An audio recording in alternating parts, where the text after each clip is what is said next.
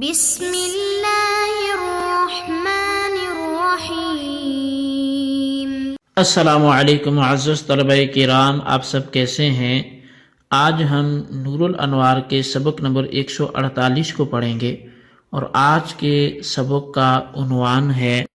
قبیح لغیرہ، جواری کی مزید کچھ امثلہ۔ آج کے ہمارے سبق کی جو عبارت ہے وہ وَمِثْلُهُ وَطْيُ الْحَائِضِ سے شروع ہوتی ہے۔ آئیے سب سے پہلے عبارت پڑھ کے اس کا ترجمہ کرتے ہیں، اس کے بعد باقاعدہ سبق کی وضاحت کی طرف بڑھتے ہیں۔ مصنف علیہ رحمہ لکھتے ہیں وَمِثْلُهُ وَطْيُ الْحَائِضِ مَشْرُوعٌ مِنْ حَيْثُ أَنَّهَا مَنْكُوحَتُهُ وَإِنَّمَا يَحْرُمُ لِأَجْلِ الْأَذَى، اور قبیح لغیرہ مجاورن ہونے میں اذان جمعہ کے بعد کی بے کی مثل حائضہ عورت سے وطی کرنا ہے، کیونکہ حائضہ عورت سے وطی کرنا اس اعتبار سے تو مشروع ہے کہ وہ اس کی منکوحہ ہے، اس نے اس سے نکاح کیا ہے۔ وَإِنَّمَا يَحْرُمُ لِأَجْلِ الْأَذَى، لیکن اس کے باوجود وطی اگر حرام ہے تو وہ حیض کی وجہ سے حرام ہے۔ وَهُوَ مِمَّا يُمْكِنُ أَن يَنْفَكَّ عَنِ الْوَطْيِ، اور یہ ایک ایسی چیز ہے جو وطی سے جدا ہو جاتی ہے۔ بِأَن يُوجَدَ الْوَطْيُ بِدُونِ الْأَذَى وَالْأَذَى بِدُونِ الْوَطْيِ، اس طور پر کہ وطی بغیر حیض کے پائی جائے اور حیض بغیر وطی کے پایا جائے، تو یہ دونوں ایک دوسرے سے جدا ہو سکتے ہیں۔ وَقَضَى الصَّلَاةُ فِي الْأَرْضِ الْمَغْصُوبَةِ مَشْرُوعَةٌ فِي ذَاتِهَا، اور ایسے ہی مغصوبہ زمین میں نماز پڑھنا کہ فی نفس ہی بذات خود تو وہ مشروع ہے، جائز ہے۔ وَإِنَّمَا تَحْرُمُ لِأَجْلِ شُغْلِ مِلْكِ الْغَيْرِ، اور فی نفس ہی نماز کے جائز ہونے کے باوجود بھی اگر وہ حرام ہے تو وہ غیر کی ملکیت کے مشغول ہونے کی وجہ سے ہے، کہ غیر کی ملکیت کو مشغول کر دیا، اس لیے وہ حرام ہے۔ وَهُوَ مِمَّا يَنْفَكُّ عَنِ الصَّلَاةِ، اور یہ بھی ایک ایسی چیز ہے جو نماز سے جدا ہو جاتی ہے۔ بِأَن تُوجَدَ الصَّلَاةُ بِدُونِ شُغْلِ مِلْكِ الْغَيْرِ بَلْ فِي مِلْكِ نَفْسِهِ، بھائی طور پر کہ نماز بغیر ملک غیر کو مشغول کیے پائی جائے، بلکہ بغیر غیر کی ملک کو مشغول کیے یہ پائی جائے، بلکہ اپنی ملک میں پائی جائے، بل فی ملک نفسی ہی۔ وَيُوجَدُ الشُّغْلُ بِدُونِ الصَّلَاةِ، اور شغل جو ہے یہ بغیر نماز کے بھی پایا جائے۔ بِأَن يَسْكُنَ فِيهِ وَلَا يُصَلِّ، بائیں طور پر کہ یہ اس جگہ میں سکونت اختیار کر لے، یہ وہاں رہائش اختیار کر لے، لیکن یہ وہاں نماز نہ پڑھے۔ جی طلبہ کرام، آج ہم گزشتہ سبق کو ہی آگے بڑھاتے ہوئے جو قبیح لغیرہ جواری کی مثال ہم نے گزشتہ سبق میں پڑھی تھی سعی الی الجمعہ کے حوالے سے، کہ جمعہ کی طرف جو سعی کرنا ہے یہ ہم نے قبیح لغیرہ جواری کی مثال کے طور پہ اس کو سمجھا تھا۔ تو اب جیسے وہاں پہ ہم نے وضاحت کر دی اور اس چیز کو واضح کیا کہ یہ قبیح لغیرہ کیسے ہے، پھر جواری کیسے ہے، اور سعی الی الجمعہ کے لیے بے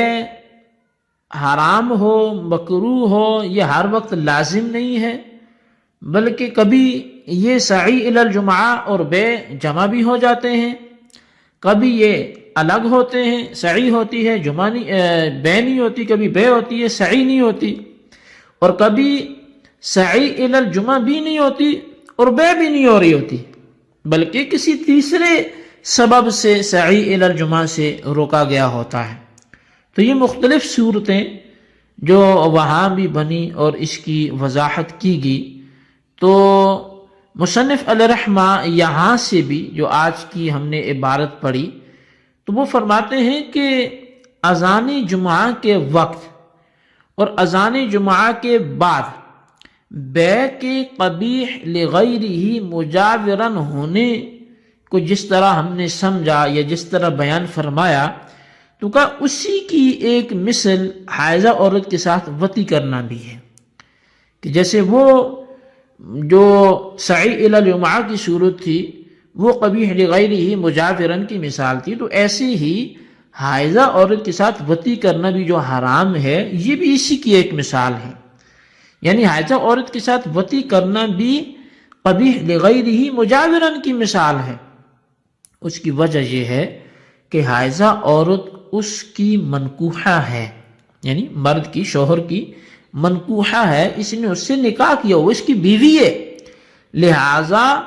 اس عورت اپنی یعنی بیوی کے ساتھ اس شوہر کا وطی کرنا ایک امر مشروع ہے، یعنی اپنی بیوی سے وطی کرنا شرعاً جائز ہے، اور چونکہ یہاں پر محل وطی میں حیض اور نجاست ہے، اس لیے اس حالت میں وطی کرنا حرام ہے، گویا وطی اس نجاست کی وجہ سے حرام ہے، یعنی فی نفس ہی اپنی زوجہ سے وطی کرنا کوئی ناجائز اور حرام کام نہیں ہے، کوئی ممنوع کام نہیں ہے، لیکن